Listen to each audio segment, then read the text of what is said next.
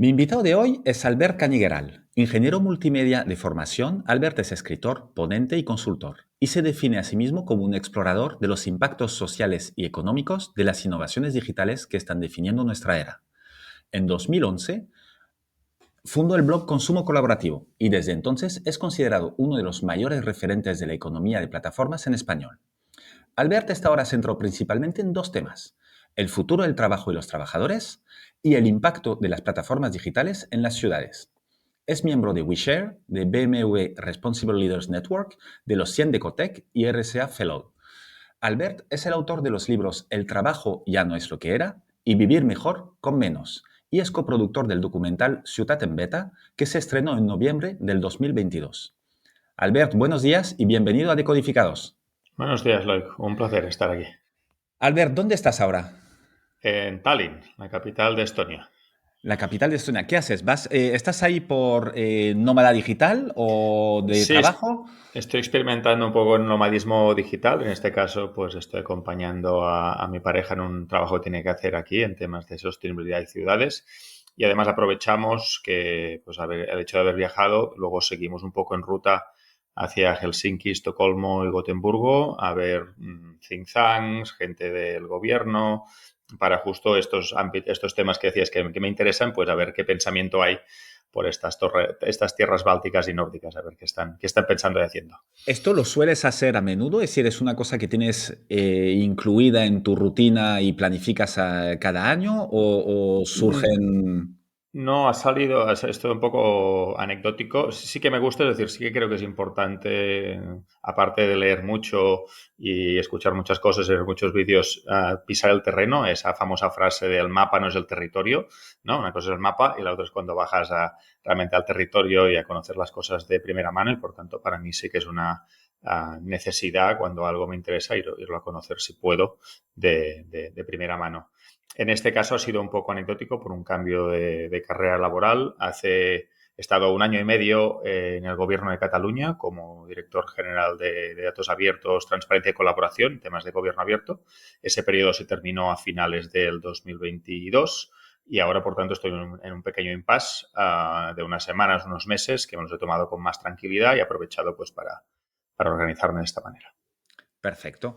Aprovechas, ya dices que vas a aprovechar para ver a Think Tank, ya te has planificado y estás contactando con gente o vas un poco más sobre la marcha cuando vas a hacer todas estas No, visitas. ya tenía un listado un poco predefinido y tanto a contacto a puerta fría como a través de amigos, pues se llegan a estos sitios y sí, sí, gente, por ejemplo, en Helsinki, pues hay un centro de pensamiento que se llama Demos Helsinki, que es muy interesante, o un centro de investigación que se llama Sitra, con S, que también es un fondo de inversión del gobierno finlandés. O en Suecia, por ejemplo, hay el Stockholm Resilience Center, que está trabajando en temas de sostenibilidad, pensamiento sistémico, muy interesante, ligado a la Universidad de Estocolmo. O el centro de innovación se llama Vinnova, con dos Vs, Vinnova, que es también del gobierno sueco. Y bueno, tiene muchas líneas de investigación y, como decía, pues ir a preguntar a ver qué están haciendo. Publicaste tu segundo libro, El trabajo ya no es lo que era, a finales del 2020, que aunque hace 2 años todos nos acordaremos de la época esta. Pensábamos que ya habíamos salido del COVID en aquella época, y es obviamente sobre el mercado laboral después del trauma de estar todos encerrados y muchos sin trabajar en casa o teletrabajando. ¿Ya lo tenías pensado antes de la pandemia o fue una carambola y que salió justo todo, se alineó y coincidió? Fue un poco carambola, es decir, el trabajo venía de antes. Había publicado un informe con la Fundación Cotec, antes has mencionado que formó parte de los 100 de Cotec, pues una investigación que pude hacer con la Fundación, donde había empezado a explorar este ámbito de cómo los trabajadores no tradicionales, sobre todo los más freelance, se organizan, qué herramientas utilizan, y eso fue el germen. Eso lo pude presentar a la editorial, les gustó la línea de trabajo que había ahí y negociamos un poco pues para la orientación del libro. Y eso ocurrió, yo estaba haciendo el guión del libro, la estructura del libro y empezando a escribir a principios del 2020, bueno, justo un mes antes de que nos encerraran, básicamente, el cambio de año.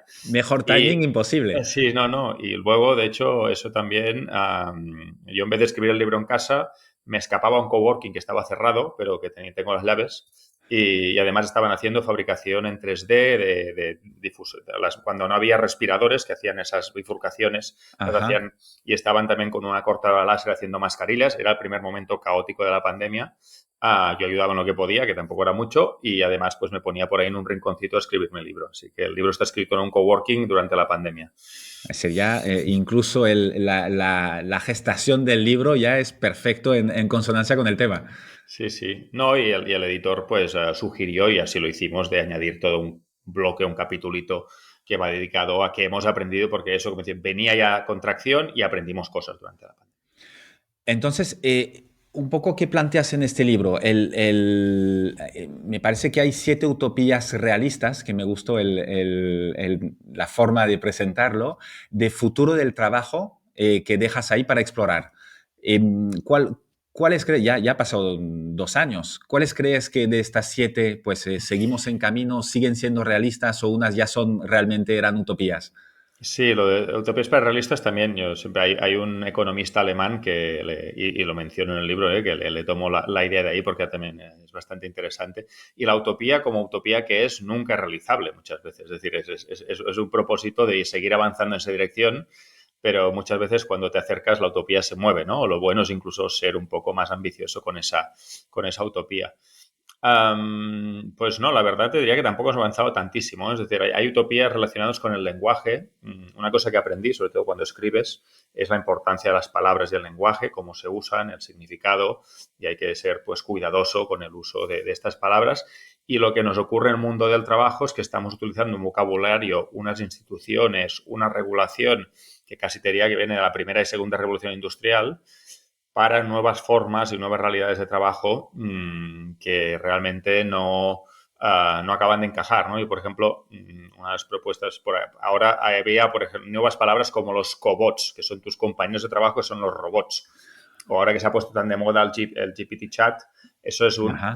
copiloto, es tu trabajador, tu colega digital que te ayuda a hacer tu trabajo. Pero estas palabras puede que no sean correctas, o los neosindicatos, ¿no?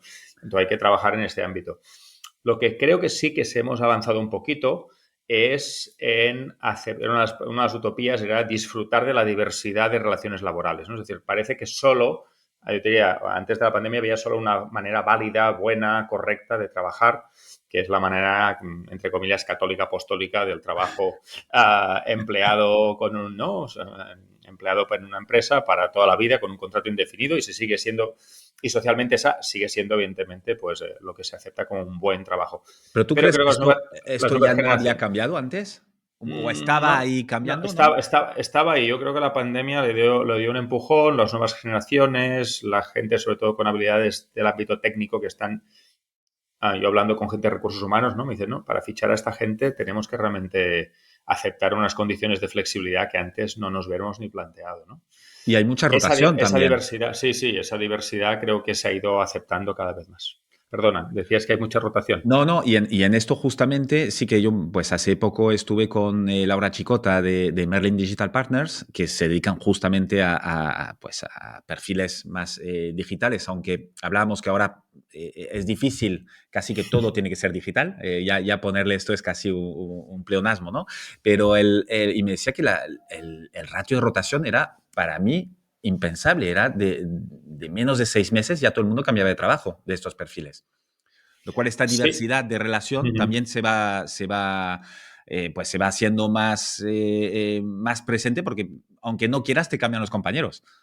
Sí, tenemos que adaptarnos y buscar. Una de las premisas del libro es cuando hay esta fragmentación de relaciones laborales, la continuidad en tu vida laboral, que es importante, la tienes que organizar de otras maneras, ¿no? Por ejemplo, en mi caso ha sido siempre, soy consultor independiente, pero siempre he trabajado en el marco, en el paraguas, en el entorno de Wisher, que ha sido mi entorno de continuidad en la última década. Aunque he hecho proyectos con muchas organizaciones, muchas empresas, algunos de 6 meses, otros de una semana, pero he tenido compañeros y compañeras de viaje, es decir, ¿no? Había una metáfora el otro día también de alguien cuando bajas por un río de aguas bravas, ¿no? Haciendo rafting, las aguas son bravas, es complicado, no sabes qué va a ocurrir. Lo que sí puedes escoger es quién pones en la balsa, ¿no? Por tanto, irás bajando, pero tienes que escoger con quién quieres estar en la balsa que irás bajando por el río. ¿Y tú crees que esto es básico? Es decir, que ahora es un tema que cada uno tiene que cuidar, sobre todo los freelance, intentar rodearse de la gente correcta en su balsa, ¿no? Para mí sí, es unas conclusiones personales de mi propia experiencia en los últimos 10 años y que también he visto en otras personas. Es esa figura del freelance como héroe o heroína solitario en casa y que su marca personal para mí, bueno, habrá quien le funcione, pero no es mi caso. Y prefiero mucho más pues formar parte de colectivo o colectivos, ¿no? Es decir, también buscas esas tribus, esas cuadrillas laborales y esas cuadrillas laborales, ¿no? Pues decíamos del ámbito tecnológico, ¿no? Es decir, cuando una empresa va a buscar un programador, una programadora, si encuentra un colectivo donde en vez de haber uno hay 45 y puede armar un equipo ideal para esa, se convierte en una especie de agencia de freelance y especializada. O a veces puedes encontrar un colectivo donde hay mucha diversidad de perfiles. Hay quien es programador, hay quien es copy web, hay quien hace project management, hay quien hace finanzas, hay quien hace marketing, ¿no? Y por tanto, a partir de un contacto de un freelance, resulta que tiene su grupo de conocidos, conocidas con quien se complementa. Esto funciona en el mundo de la audiovisual. Cuando contratas a un director o directora de fotografía, viene con sus ayudantes. Pues es un poco el mismo modelo. Y esto me imagino que es para, sobre todo para un tema de bienestar mental, laboral en este nuevo modelo, pero que mientras lo decías, también hay un tema aquí que es muy parecido a trabajar en una empresa, pongamos, tradicional, ¿no? Al final hay que cuidar bien con quién estás todo el día. Sí, sí, tiene mucho impacto con, ¿no? Esto de las cosas más casi espirituales, psicológicas, pero es muy importante con quién te rodeas y qué haces. Por tanto, es importante, sobre todo los que tenemos un cierto privilegio de poder escoger compañeros y compañeras de trabajo, que no todo el mundo, que no es todo el mundo, también hay que ver que estamos hablando de un cierto privilegio, al menos en estos momentos, pues a ejercer ese privilegio está bien. Ahora que comentabas Wisher, ¿nos podrías explicar qué es Wisher? Uy, esa pregunta es complicada. Ah, O dar una pincelada sí, para que la sí. gente que escucha pues No, no, sepa ha a qué te sido. No, refieres. no, no, no hay problema.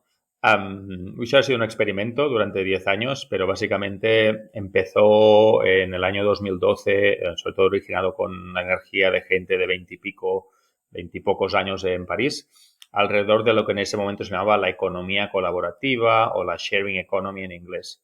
Era el inicio de BlaBlaCar, el inicio de Airbnb, el inicio de crowdfunding, el inicio de la impresión, no el inicio de la impresión 3D, pero bueno, estaba en ese espacio también. Y a partir de ahí, pues fue gente que tenía esta visión crítico-constructiva, viendo el poder de las plataformas, las cosas buenas y las cosas malas de estas plataformas, ¿no? Pues ese posicionamiento de intentar ser un poco de broker de conocimiento y de experiencias y poner en contacto pues administraciones, empresas con estas nuevas organizaciones emergentes y entendiendo bien las necesidades de cada una de las partes. Y eso se fue desarrollando como una red en distintas ciudades. Yo tuve el placer de incubar Wisher en Barcelona y expandirlo un poco pues en otras ciudades de España, incluso un poco en América Latina, y haciendo este papel de visión crítico-constructiva, un poco lo decía, del impacto de la tecnología en la sociedad, y bueno, y sigue desarrollándose, ¿eh? Ahora sigue, pero tú has salido. Yo estoy menos activo, sí. Después de mi paso por el gobierno y tal, ahora pues estoy en un momento un poco de impasse y viendo cuáles son mis próximos pasos. Y es lo bueno también de una red. Tú, bueno, una red abierta, ¿no? Es decir, estas organizaciones más líquidas, donde, o por ejemplo, tenemos personas que han decidido ser papás y mamás y que han dado un paso atrás en esa fase de su vida dentro de la red y puede que después regresen, ¿no? Por tanto, una organización fluida está preparada para que los miembros vayan tomando mayor o menor responsabilidad en esa organización y a la vez un buen líder lo que hace es crear espacio para que otras personas tomen ese espacio también. Estas organizaciones fluidas, ¿tú crees que son más que el presente, seguramente sería una de las utopías realistas del futuro del trabajo? Bueno, creo que muchas organizaciones ya son bastante híbridas en el sentido, la metáfora que sale, por ejemplo, en el libro es el tema de los equipos, digamos, de Hollywood. cuando se hace una producción audiovisual, una película, hay una parte que viene de la parte estable, entre comillas, que es la productora, ¿no? Es decir, la gente que vendrá pues del 20th Century Fox o de Paramount o de lo que sea, eso es una parte de la película. Pero el director, los actores y actrices, la gente de maquillaje, la gente de efectos especiales, se organizan para ese proyecto. Y ese proyecto puede durar 2 años, ¿no? Una película puede, o varios meses, o una serie. Pero hay esa hibridación de talento que forma parte de la estructura fija de la organización con talento que depende del proyecto. Y como las cosas cambian tan rápido, realmente es imposible que ninguna productora tenga todos los directores y todos los actores y actrices que necesita dentro de su plantilla. Es imposible que una organización tenga todo el talento que necesita en la organización. Por tanto, es imperante que las organizaciones vayan más hacia esa dirección de talento híbrido. Y esto a veces puede haber derivas en el sentido de que hay mucho freelance y ya más que una organización fluida es una organización que corta, pues que no necesita contratos y que es mucho más ágil, pero sí que es verdad que luego hay una contrapartida para los que son freelance, ¿no? Que pues de un día para otro te puedes quedar sin ingresos o sin una parte de tus ingresos. Sí, sí, esa es la parte, bueno, es toda la parte compleja de que tenemos un sistema de protección social, como decíamos, pensado para ese trabajo tradicional. Si eres un trabajador tradicional, eso lo vimos durante la pandemia. Si tenías un contrato tradicional, enseguida podías formar parte de los ERTE. La protección era obvia.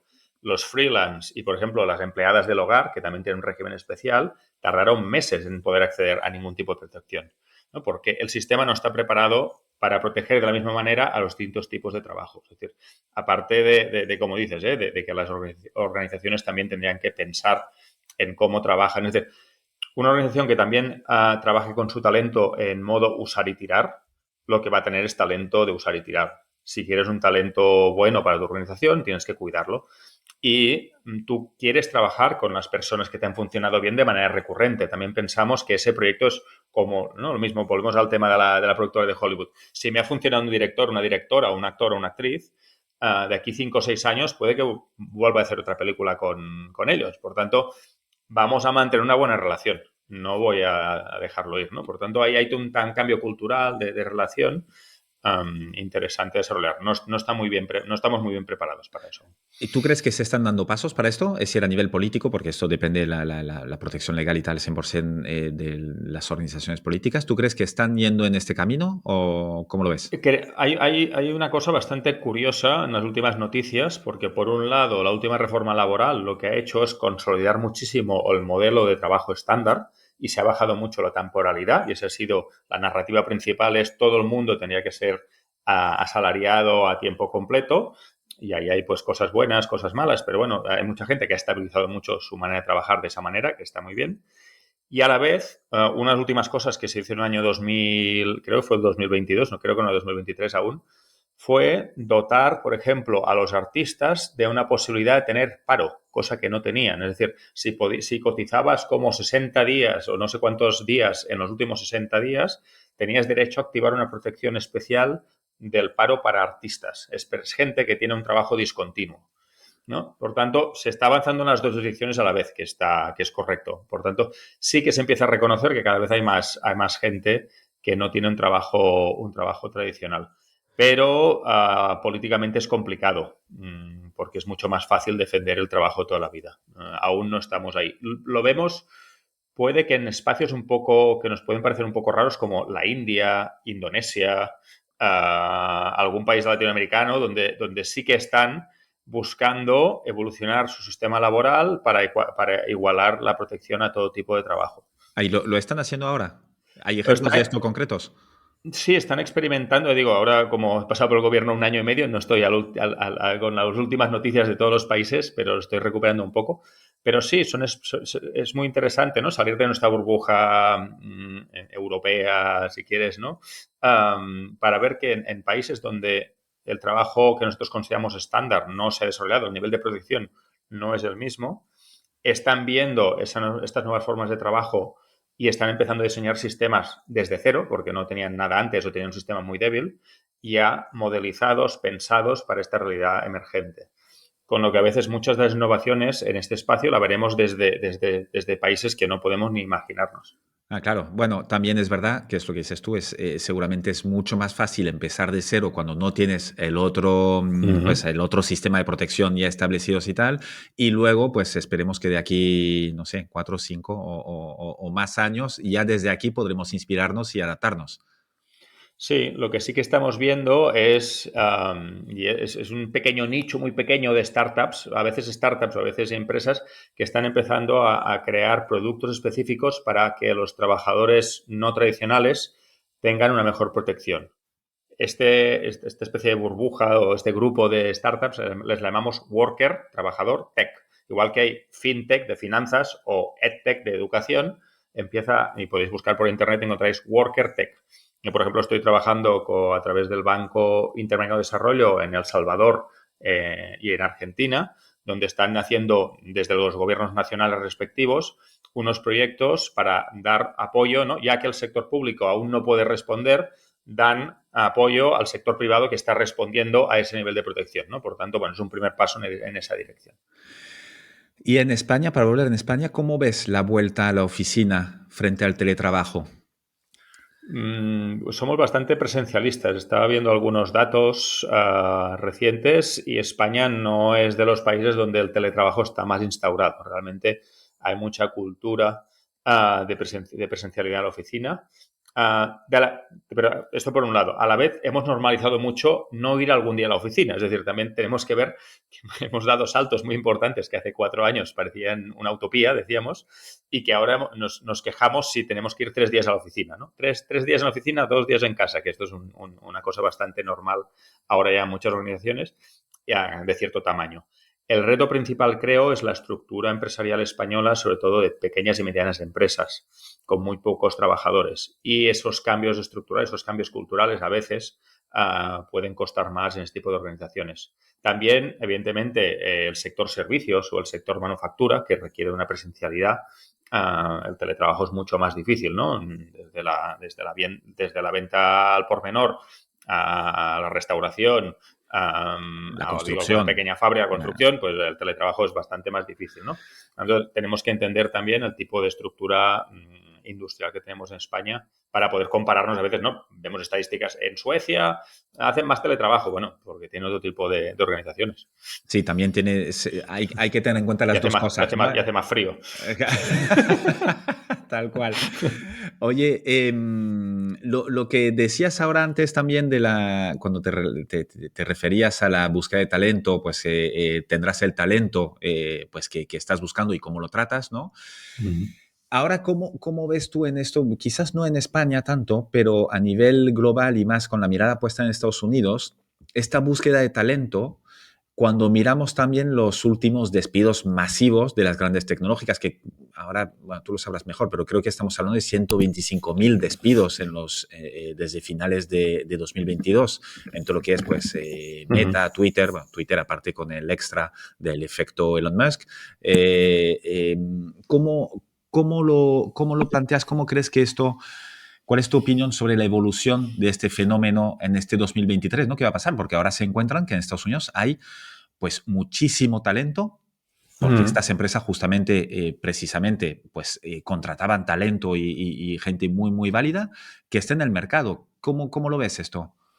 Bueno, yo, como digo, me gusta estar en los sitios para tener una opinión sobre alguna cosa. No estoy ahí, por tanto, es siempre una observación muy, muy externa. Pero sí que creo que hay una oportunidad. O te dejo por aquí por el chat y luego lo podemos poner en algún sitio. El nombre de un autor que escribe mucho en Forbes Magazine se llama John Younger, Jon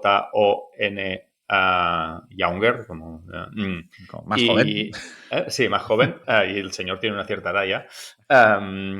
Pero escribe muy bien sobre este fenómeno. Realmente yo me informo, por ejemplo, mucho a través de sus artículos, o también recomendaría el newsletter de Paul Estes, que es un consultor también independiente, que tiene un newsletter muy interesante en LinkedIn, que pueden responder mejor que lo puedo hacer yo la pregunta que hacías alrededor del mercado americano. Lo que he leído es que realmente hay esa gran cantidad de talento flotando ahora, ¿no?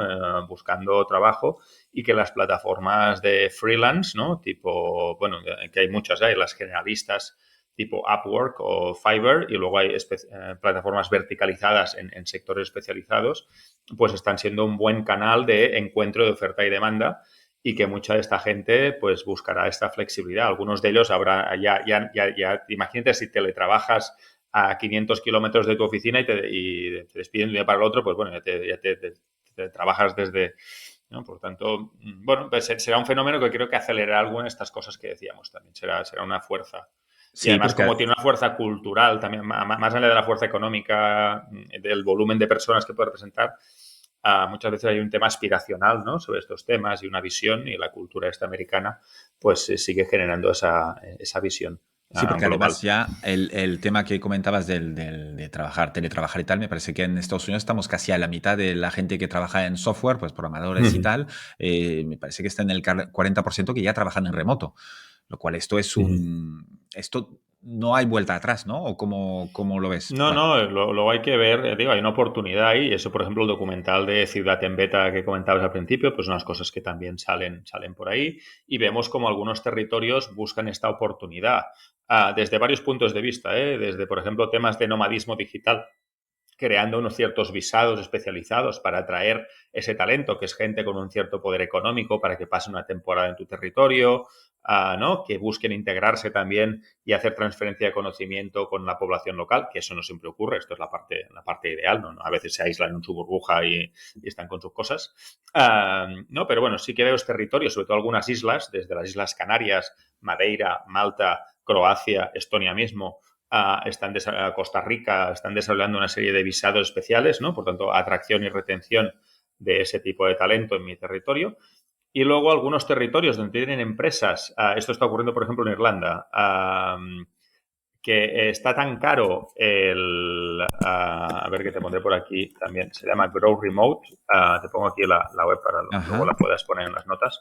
Esto es un proyecto que también funciona desde el gobierno irlandés, que están buscando talento remoto para las empresas irlandesas. Es tan caro vivir en Dublín que la gente ya no puede vivir ahí, incluso trabajando en buenos espacios. Por tanto, están fomentando que con este proyecto, se llama growremote.ie, de la atracción de talento a las empresas irlandesas desde lo remoto. E incluso, pues en España están viendo en algunos territorios a ver si puede ser un sitio interesante. Y esto es desde el propio gobierno, es una iniciativa pública irlandesa para sus Creo que, empresas privadas.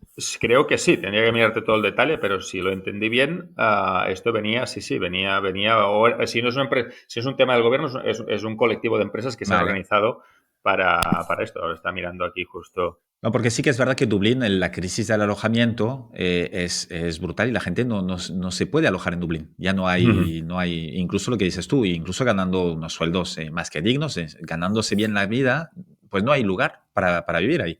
Lo Sí, cual sí, tiene no, mucho veo que no sentido es ir a buscar fuera. exactamente, sí, lo estaba mirando un poco ahora, veo que no es exactamente el gobierno, pero sí que tiene apoyo del sector público, como una manera de resolver estas necesidades. Un poco lo decíamos, es decir, el sector público yo ahora he trabajado en el gobierno un año y medio, ¿no? Pues tendrás tu tiempo de reacción, sus procesos, y a veces lo mejor que puede hacer es apoyar algún tipo de iniciativa privada, como puede ser esta, pero dándole el apoyo y el reconocimiento de lo público. Pero no arrancar y empujar y tal, No, sino no, que no estoy bien. sumándose, digamos, encima. Estaba mirando, creo que tenía que mirar con más detalle, pero bueno, pero lo que decíamos es atraer gente a tu territorio desde un punto de vista de nomadismo digital, o gente que se instale a vivir en tu territorio. Y España en muchas listas sale como uno de los países preferidos como destino por la calidad de vida que hay. Y lo otro es eso, ¿no? Tus empresas que encuentren trabajo, talento en remoto. Por tanto, hay mucho que explorar ahí. Y aquí hay un tema, de hecho, así te conocí por medio cuando estabas grabando Ciudad en Beta y que fuiste a Circles.house, que es un Ujú. coworking, co-living en Barcelona. Tú has estado explorando en Ciudad en Beta todos estos nuevos modelos de ciudades, ¿no?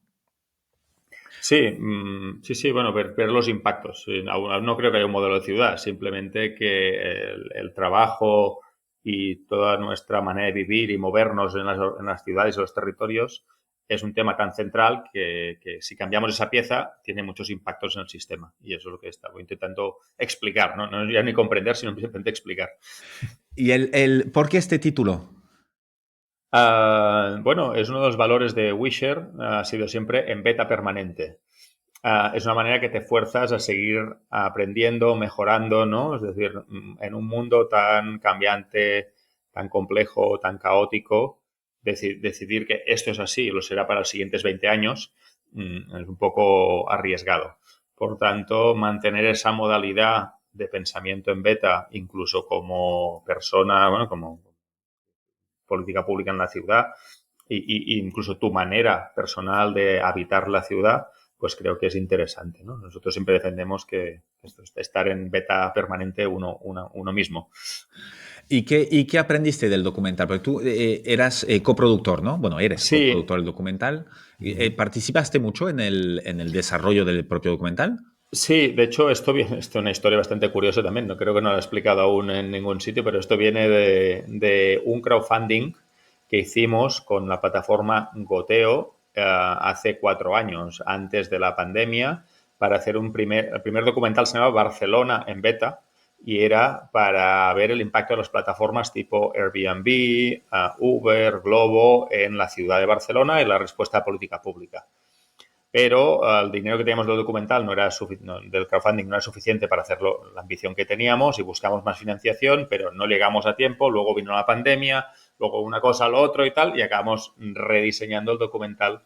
Por tanto, sí que participé mucho pues, en el guión, en la selección, en la visión, pero justo cuando se hizo el rodaje yo estaba trabajando en el gobierno y no pude, tenía prohibido participar, bueno, había unas incompatibilidades para poder participar en otros proyectos fuera del gobierno, con lo que no pude actuar. Pero bueno, sí que he estado evidentemente participando y ayudando a configurar pues esta visión. No, y sobre todo lo que vemos es eso, ¿no? Es decir, que los impactos son múltiples desde ámbitos de movilidad, ¿no? Como desde la ciudad de los 15 minutos, por ejemplo, que es un concepto de un urbanista que está en París, y que lo que defiende es que tenemos que diseñar la ciudad. Y creo que las ciudades españolas están, con todo, ¿no? En muchos sitios tenemos un mercado central, una biblioteca del barrio y tal. Pues esa visión de tener las cosas a 15 minutos andando o en bicicleta, ¿no? Pues te permite habitar la ciudad de otra manera interesante, sobre todo cuando no tienes que desplazarte a la oficina cada día. Ahí, Claro, por ahí ejemplo, está el gran emerge, tema. ahí emerge, por ejemplo, ahora cuando vaya a Helsinki, hay una biblioteca central de Helsinki, que tiene todo un espacio de coworking. Es la biblioteca y han montado todo un lío, es decir, como si fuera un coworking público, lo puedes alquilar, no iré a ver qué aprendo de ahí. ¿No? Pero esa visión del coworking de barrio, ¿no? Trabajar cerca de casa, no en casa, que a veces es un poco incómodo, no puede que no tengamos las condiciones adecuadas.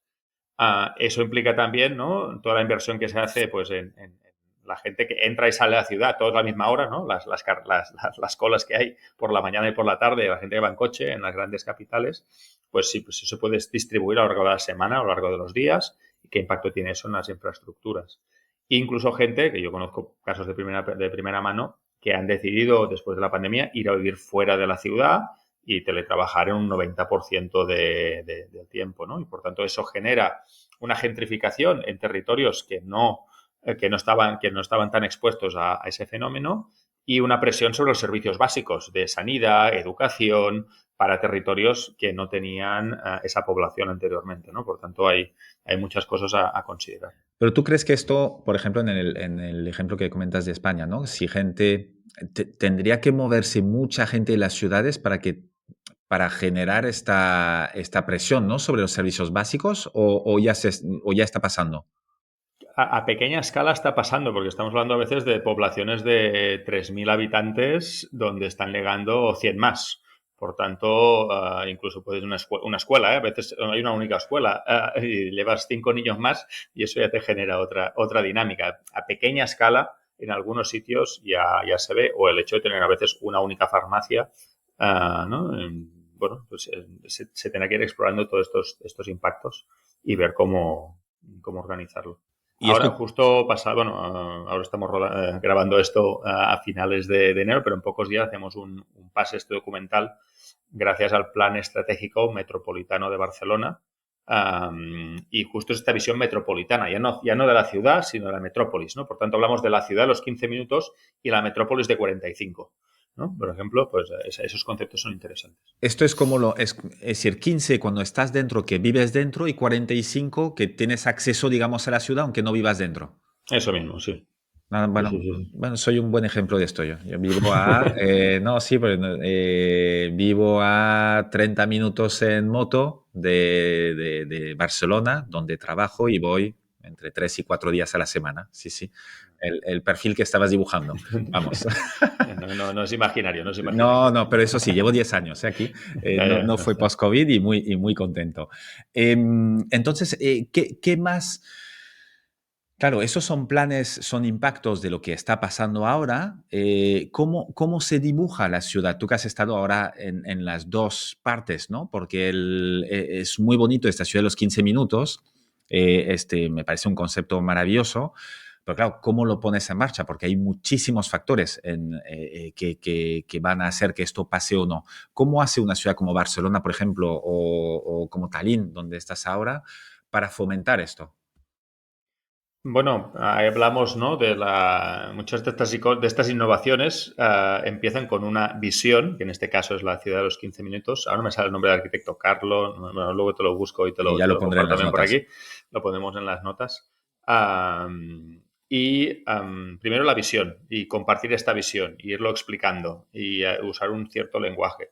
Y luego, pues, empezar a usar eso como una métrica en el diseño de ciertas cosas que puedas, de ciertas innovaciones que puedes hacer en en la ciudad, ¿no? En Barcelona, por ejemplo, pues las supermanzanas que tienen sus fans y sus detractores, pues probablemente van en esa dirección.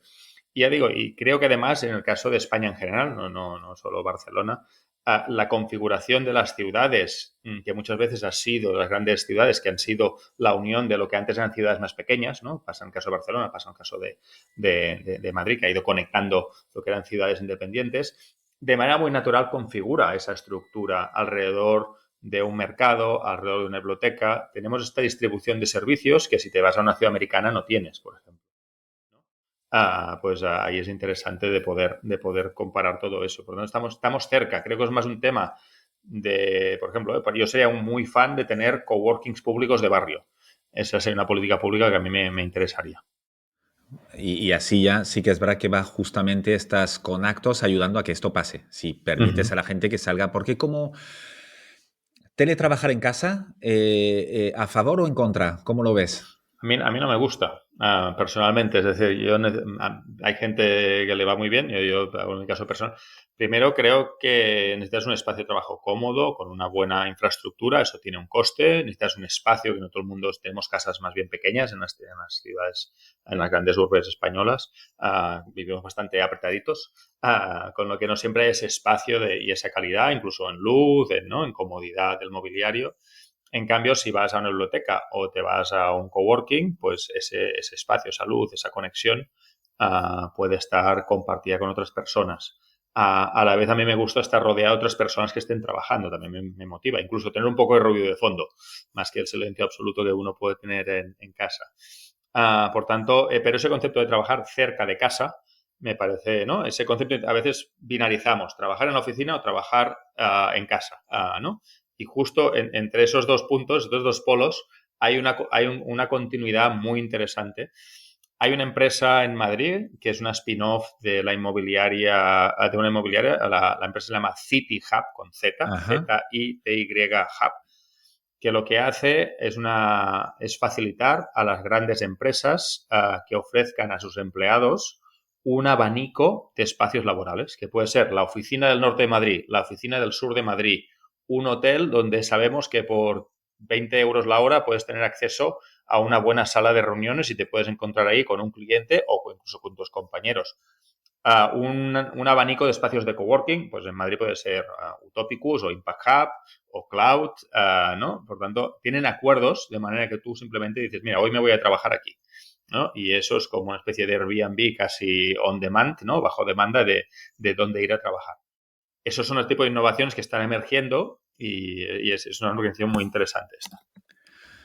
Sí que es verdad que hay muchas diferencias. No sé si lo ves tú si ves que la evolución esto en España puede seguir la de Estados Unidos. Yo creo que ya nos has medio contestado con esto, con la propia configuración de las ciudades españolas, ¿no? Porque en Estados Unidos ahora, el otro día leía un artículo que no sé si lo has reposteado tú, me parece que sí, que el teletrabajo está sumando a las ciudades de Estados Unidos en un futuro incierto porque, claro, la gente ya no se mueve en la ciudad y están hablando del doom loop, del bucle fatal, que hay pérdida de ingresos fiscales, de comercio minorista en el centro de la ciudad que ya no hay gente que pase ahí, porque estaba todo pues lo que había ahí son oficinas gigantescas y si nadie viene a estas oficinas, pues no hay gente. Sí, sí, ahí se está viendo, como decíamos, ¿eh? Es decir, a veces parece, y es importante, justo volvemos al principio de la conversación, el hecho de ir a los sitios y ver las cosas, porque el impacto del teletrabajo no es el mismo en una configuración de ciudades como la española o europea en general, donde hay una cierta concentración en los centros de las ciudades, que en una versión americana donde lo que se hizo fue una expansión en suburbios y donde la gente iba a trabajar, hacía algo y luego los centros de la ciudad por la noche están muy desiertos tradicionalmente en Estados Unidos y son sitios incluso peligrosos fuera de horas de oficina. Y ahora están viendo justo esto que explicas bien en el artículo, creo que era de expansión o del Economista hace unos días, donde salía todos estos detalles y están pensando evidentemente en hacer un uso, una reformulación de algunos de estos espacios en apartamentos, ¿no? Es decir, ¿qué podemos hacer? Pues vamos a reconvertir en no un uso tan segregado del territorio y puede que no tenga una casa con jardín, puede que viva en un apartamento más en el centro. Es un cambio cultural importante, no sé si lo van a conseguir, te digo, no soy experto ni en urbanismo ni en mobiliario. Te dejo por aquí también el nombre de otra persona que en este ámbito me parece interesante, es un poco complicado el nombre, se llama Dror Polek, que tiene un podcast y escribe también sobre estos temas y es una fuente interesante para ver esto desde un punto de vista médico. Lo pondré. Albert, ¿cómo entras tú en el sector de la economía colaborativa? Porque no siempre has estado en esto, ¿no? No, no, ha sido como tantas cosas en la vida, son accidentes fortuitos e interesantes. No, yo estuve un par de años viviendo en una isla frente a China, en Taiwán, y vengo del mundo de la televisión digital. Yo soy ingeniero y he estado la primera década laboral de mi vida, estuve como ingeniero de televisión. Quiero Televisión, que fue la primera televisión digital en España, la primera televisión de fútbol de pago y algo con canal satélite digital y con esto acabé trabajando pues en Asia. Y ya estaba en el final de esa década y estaba buscando alguna otra cosa que me interesara, ¿no?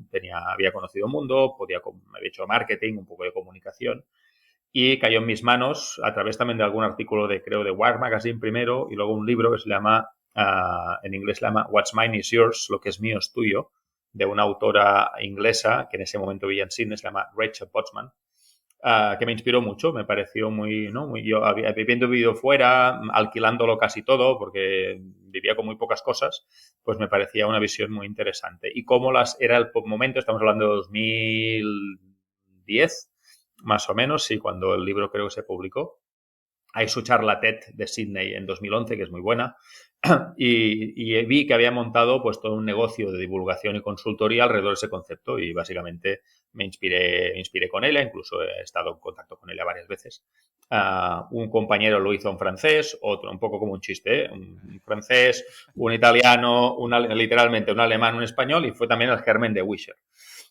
Pero fue haciendo algo muy peligroso que es leer libros. Leer libros te lleva a sitios inesperados. Totalmente. Y entonces, así es como tú empiezas con el blog de consumo colaborativo. Sí, sí, para que se estaba divulgando ese concepto en castellano, en inglés, y no había nadie que lo hiciera en castellano. Perdón, se estaba haciendo esto en inglés, en francés, en algún caso en italiano, y dije, pues bueno, hay una oportunidad de hacerlo en catalán y castellano, y empecé divulgando en catalán y castellano sobre ese concepto. Y esto acabó, bueno, acabó no, pero una de las cosas que salió de ahí fue Vivir mejor con menos, el libro que escribiste en 2014, ¿no? Si no me equivoco. Correcto, sí, sí, sí, sí. Pues el blog empezó en 2011. Evidentemente, pues siendo un poco pionero en este espacio, pues salió un pequeño libro que visto en perspectiva pues es muy introductorio, pero mantiene bien el paso del tiempo. Incluso habla de Bitcoin y de blockchain en 2014. Hay alguna pequeña parte, estoy contento de que... Y hay toda una parte también de la sociedad colaborativa, donde se ven los pros y los contras de todo eso que se empezaban a ver. Que no. Al principio había un neohipismo digital de esto va a arreglar el mundo y enseguida vimos que había la movilidad con motos compartidas y patinetes en la ciudad está muy bien, pero tiene su lado oscuro también, ¿no? Por tanto, hay que ver la cara A y la cara B de todas las cosas. ¿Y cómo ves que las cosas han cambiado desde 2014? Claro, ya han pasado casi 10 años desde el Sí, libro. sí. Lo cual, ¿cómo ves? No sé si había en este libro alguna utopía realista que avanzabas o no, o todavía no, pero ¿cómo has visto la evolución de entre el momento que lo escribiste y donde estamos ahora para la economía colaborativa y este vivir mejor con menos cosas? Por un lado, te diría, primero lo que cambiamos fue la nomenclatura, es decir, antes sí que hablaba más de economía colaborativa, una cosa que ha cambiado es economía de plataformas, porque lo colaborativo, no colaborativo, ¿no? Implica ciertos valores que, por ejemplo, una plataforma tipo Couchsurfing o una plataforma tipo Too Good To Go puede que sea más colaborativo, que tenga una gobernanza un poco más tipo cooperativista, que probablemente plataforma o BlaBlaCar, donde no hay un ánimo de lucro, que versus plataformas tipo Airbnb o Globo, que probablemente no todo, ¿no? Pero sí que todos ellos son plataformas. Por tanto, lo primero que se hizo ya en estos años es hablar de economía de plataformas como probablemente la innovación social que ha permitido coordinar a más personas en la última década. Es decir, las plataformas digitales han cambiado nuestra forma de organizarnos, de comunicarnos, de encontrar trabajo, de movernos, de encontrar alojamiento. Y como herramienta yo creo que ha sido brutal el impacto de estas plataformas en los últimos 10 años. Hemos visto también que crecen muy rápido en algunos casos y que ese crecimiento genera lo que llamaba Paul Virilio, un filósofo francés, relaciona mucho la velocidad y la violencia. Decía la diferencia entre, ¿no? ¿Cuál es la diferencia entre una caricia y una bofetada? Decía la velocidad del impacto de la mano con la cara, ¿no? Está bien verlo así, sí, sí, es Por verdad. tanto, te relaciona y esa velocidad, en este caso de expansión, hace que la sociedad no pueda adaptarse, que genere muchas tensiones, tanto con el status quo como cosas inesperadas, ¿no? Y por tanto vemos gentrificaciones, vemos tensiones con el ámbito laboral, con el ámbito fiscal, ¿no? Por tanto, y otra cosa que hemos aprendido es que probablemente necesitamos más fricción. Yo soy un gran fan de añadir, lo digital se pone que es frictionless, ¿no? No tiene fricción. Yo creo que entramos ya en una fase de criticar, no solo yo, sino hay mucha gente de esa crítica a lo digital tan rápido porque genera ese tipo de problemas. En este ámbito hay un libro que os recomiendo, se llama No es inevitable, luego también te pongo el enlace por aquí, de Ricard Ruiz de Querol, que aboga por futuros digitales alternativos. Y está muy bien porque hace justo esta crítica bueno, este determinismo tecnológico de esto va a ser así porque lo dicen los tecnólogos, pues no es verdad. La tecnología se desarrolla en la sociedad, con instituciones, con regulaciones, con cultura. Por tanto, veamos qué impacto queremos que tenga esa tecnología, ¿no? Y creo que hemos madurado bastante. Por eso te decía, había un neohipismo hace 10 años que creo que digital un poco, que se ha amortiguado y estamos en una situación más madura, hemos madurado. Bueno, cosa que suele ser así. Espero, Y sí, sí. 10 años no es tanto para semejante cambio al final. No, ha ido rápido, sí, sí. Albert, ¿para ti qué es el éxito? En el Buena ámbito que tú pregunta. quieras, ¿eh? Ya. No, me pondría en el ámbito, como hablamos del trabajo, si quieres, puede que no sea. En el ámbito laboral, para mí el éxito ha sido en los últimos años hacer los proyectos que he querido, con quien he querido, con unos ingresos o una remuneración que me ha permitido pues también tener tiempo libre, ¿no? Por tanto, es un privilegio absoluto. No sé si es éxito, pero para mí es un privilegio haber trabajado de esta manera y ahora que estoy como rearrancando esta fase de consultoría, pues es un objetivo que tengo muy claro, ¿no? Una de las piedras fundamentales es seguir haciendo los proyectos que me interesen porque aprendo y con las personas a las personas y a las empresas que me parece interesante. ¿Y cómo fue tu paso por un cargo público? Porque es muy... primero, ¿qué te llevó ahí? Bueno, Sí, público, sí, dentro de la función sí, sí, pública, sí. digamos. ¿Qué te llevó a aceptar el cargo y cómo fue este año y medio, casi dos, ¿no? ¿Y qué te llevas de esto y por qué te vas?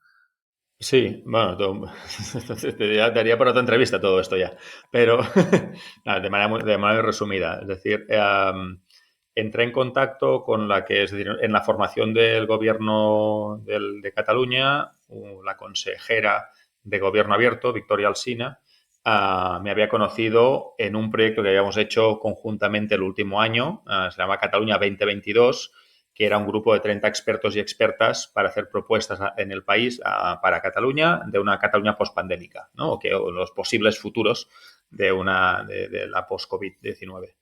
Y en ese entorno nos conocimos y nos apreciamos mutuamente y cuando estaba montando equipo para la consejería, pues me pidió si quería aceptar el cargo de esta dirección general en tema de datos abiertos, transparencia y colaboración. Evidentemente, pues yo venía de mi normalismo digital, mi freelance y tal, y era un cambio importante, me iba al otro extremo, Drástico. drástico, y a la vez leí un tweet en algún sitio que ponía aquello que te despierte más el síndrome del impostor en el momento de tu carrera laboral es hacia dónde tienes que ir, ¿no? Porque es donde vas a aprender más cosas. Y tenía como un doble síndrome del impostor con esa propuesta de Victoria Alsina, de la consejera, y por eso acepté, ¿no? Aparte de que tanto ella como la secretaria Mercè Crosas pues son personas extraordinarias y ha sido un año y medio o casi dos de un aprendizaje brutal, sobre todo también porque quería conocer esa parte del sistema, la administración desde dentro, ¿no? Con un privilegio, de nuevo, ese privilegio de poder conocer cómo funciona la administración desde dentro, pues lo he podido ver. Entiendo mucho mejor tanto las discusiones políticas, las tensiones que hay, la gestión de presupuestos públicos, contratación pública, gestión de talento en el ámbito público. Por tanto, he tenido esa experiencia de aprendizaje espectacular. Y además es un espacio donde bueno, yo trabajo para tener impacto, lo que yo considero el bien común, y desde lo público pues tienes mucha palanca de impacto, ¿no? Por tanto, ha sido súper interesante. ¿Y tienes Y la lo, sensación? y lo dejamos porque hubo una crisis de gobierno y una parte del gobierno, de la coalición de gobierno salió del gobierno, la consejera salió y su equipo acabó saliendo. ¿Y tienes la sensación de haber podido ayudar al bien común o te queda alguna frustración de haber... No, es frustrante porque, bueno, creo que las dos cosas, es decir, ¿no? Creo que sí que hemos contribuido, por ejemplo, estoy muy contento de que hemos empezado a trabajar en el ámbito de la transparencia de los algoritmos públicos. Es decir, ¿no? Se habla mucho de la transparencia de la agenda, del presupuesto, de ciertas normas, de la creación de ciertas normas y hemos añadido bastante el tema de la transparencia de los algoritmos que la administración usa para ser más eficiente, ¿no? Eso estoy contento que hemos puesto la primera piedra y lo hemos hecho acompañado de otras organizaciones y del Ayuntamiento de Barcelona. Pues bueno, poder empujar la Generalitat en ese camino, creo que puedo estar contento de haber hecho esa parte. Y de conectarnos más internacionalmente también. Muchas veces las administraciones tienden a cerrarse mucho en sí mismas porque tienen mucho trabajo interno. Por el perfil de Mercè Crosas, que era la secretaria, y el mío mismo, que hemos vivido fuera, que somos perfil más internacional, pues conectamos bastante Cataluña con otras partes del mundo y eso estoy contento. Y luego, pues sí, tenemos proyectos en la batería de cosas a hacer y algunos proyectos en el pipeline que no se pudieron desarrollar por el cambio que hubo. Y esa parte es frustrante, pero bueno, forma parte de las reglas del juego. Totalmente. Yo tengo siempre la sensación, cuando miro lo que se hace desde fuera y desde una gran ignorancia, que es muy difícil hacer lo que uno quiere hacer dentro del ámbito de la función pública, ¿no? Porque uno puede tener una visión, puede tener muchos proyectos y tal, pero cuando llegas, hay tantos, pues no lo sé, seguramente intereses o criterios, factores externos, que hace muy difíciles que puedas hacer lo que realmente querías hacer, ¿no? ¿Acabas con esta sensación o no? ¿O es algo falso? O... Sí, sí, sí, a la vez que también aprecias por qué eso es tan difícil, porque creo que es correcto y necesario de que no cualquier persona que llegue ahí con sus ideas pueda mover un barco de tal tamaño con mucha facilidad. Es bueno que te cueste mover el barco Ah, y que mira, tengas no lo que, había pensado nunca así. Está bien, está bien. porque si no estaríamos con una zozobra permanente. Y una de las cosas que necesita la administración es... no, la parte de la gestión administrativa es muy sólida para temas, evidentemente, como la policía, los bomberos, la educación, la sanidad. Y luego hay ámbitos un poco más dúctiles, un poco más ágiles, como puede ser también ámbitos de gobierno abierto, que es donde trabajaba yo. Pero es importante que haya una cierta resistencia al cambio en el diseño del propio sistema si quieres cambiar cosas, lo puedes conseguir, pero tienes que convencer a mucha gente, tienes que explicarlo mucho, tienes que justificarlo mucho. Y ahí yo me he sorprendido positivamente de la calidad humana y profesional de los trabajadores de funcionarios. Hay gente espectacular trabajando ahí y haciendo una labor impresionante. Y están acostumbrados a que les vayan cambiando los jefes cada X años, a las jefas. Y eso es duro también, ¿no? Por tanto, hay que empatizar y por tanto hay que maniobrar ese barco con cuidado y explicando muy bien las cosas. Y lo que no puedes hacer es 8 cosas a la vez. Tienes que centrarte en un objetivo, decía, ¿no? Transparencia algorítmica. Para mí es importante que en el año 2022-2023 eso forme parte. Pues con eso me centré y fue un poco martillo, tac, tac, tac, tac, tac, hasta conseguir pequeñas cositas, ¿no? Pero abrir un poco la brecha. Albert, para ir acabando, en finales de 2021 escribiste un artículo muy interesante que me gustó mucho sobre el poder de las anomalías y por qué vale la pena explorarlas. Muy brevemente explicamos un poco por qué vale la pena explorar anomalías y qué querías decir con esto, y si tienes alguna detectada para 2023, alguna anomalía que te gustaría explorar, si te ha dejado tiempo tu último cargo público para pensar en estas cosas, ¿no? Bueno, primero gracias por el artículo, ya casi ni me acordaba, pero sí que tuvo más éxito del esperado. Y hacía mucho que no escribía y hice un mega post que no sé cómo la gente consiguió digerirlo, pero, pero sé que había... no, porque hay muchas cosas acumuladas en ese artículo. No, sobre todo eso, es decir, tendimos, y esto viene en un artículo de la Harvard Business Review, ¿no? Que explica cómo las empresas tienden incluso en sus sistemas de innovación, tienden a buscar lo que confirma sus propias tesis. Las cosas que no van en la línea que nos interesa o que nos parece normal, las descartamos como cosas, como datos sin valor y Bueno, tendemos de manera eso muy es muy natural. humano. El sesgo de Eso es muy... confirmación lo tenemos todos.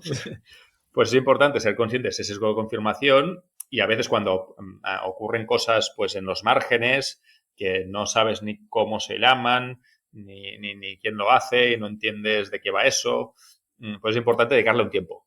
Y muy probablemente el 99% de esas cosas no van a ir a ningún sitio, pero habrá un 1, un 2, un 3% que sí que va a tener impacto, ¿eh? Por tanto, ese es el valor de estar con los ojos puestos en ciertas anomalías y ciertos espacios.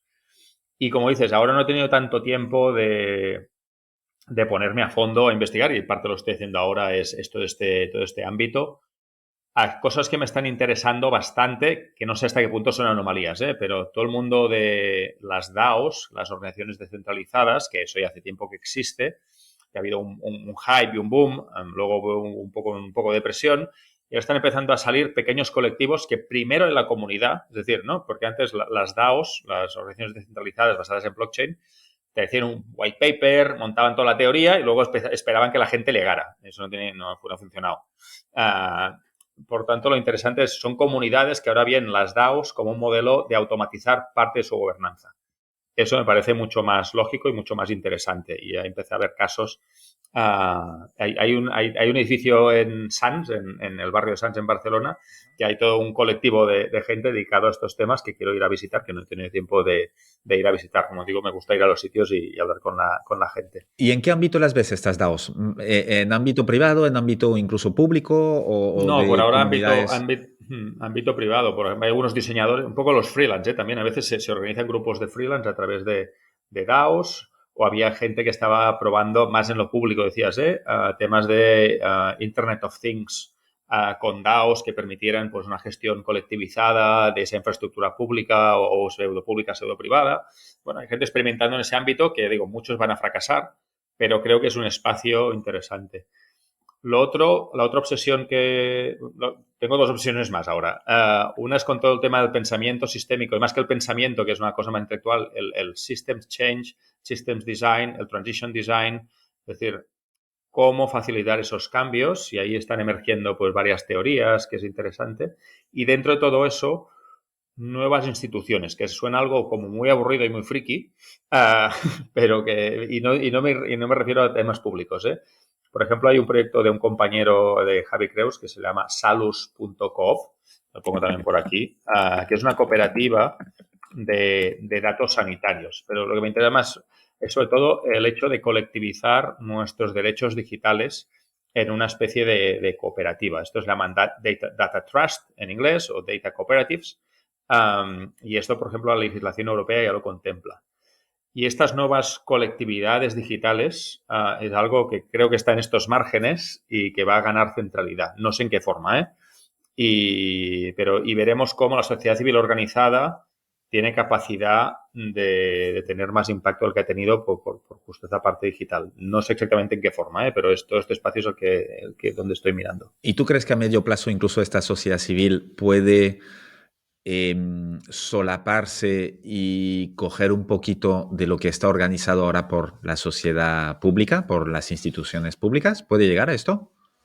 Sí, no en una función de reemplazo, pero sí en una función de coexistencia más interesante, creo. Es decir, de cogobernanza, hay, por ejemplo, también una línea de trabajo que esto sale incluso en Naciones Unidas y el World Economic Forum, llaman Digital Public Goods, Public Digital Goods, perdón, que es como toda la infraestructura digital como un bien común público, ¿no?